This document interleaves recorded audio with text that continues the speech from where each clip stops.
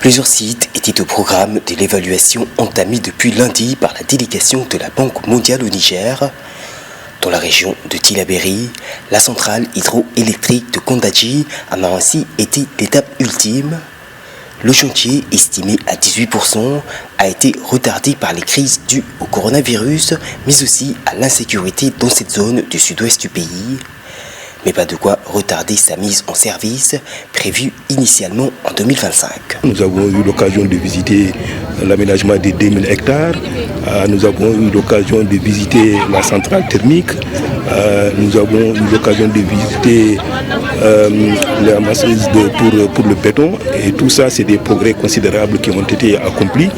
Nous sommes bien sûr pressés de voir ce projet devenir une réalité intégrale. Autre étape tout aussi importante, des aménagements hydro-agricoles des localités de Gabou, Kondadji et Famalé.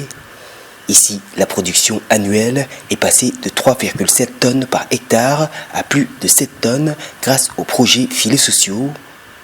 Un programme qui, en plus des 200 hectares de terres irriguées, a également permis depuis 2016 la relocalisation des populations déplacées pour la construction du barrage.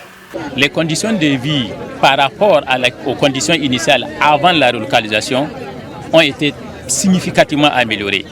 Le nombre de classes a été multiplié par 5, des centres de loisirs. C'est extrêmement important d'un point de vue social dans notre contexte ici.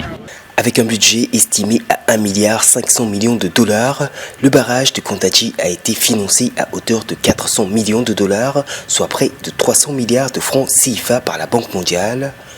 La structure hydroélectrique devrait à terme permettre de produire de l'électricité, une meilleure maîtrise de l'eau ainsi qu'une amélioration de la productivité agricole de la région.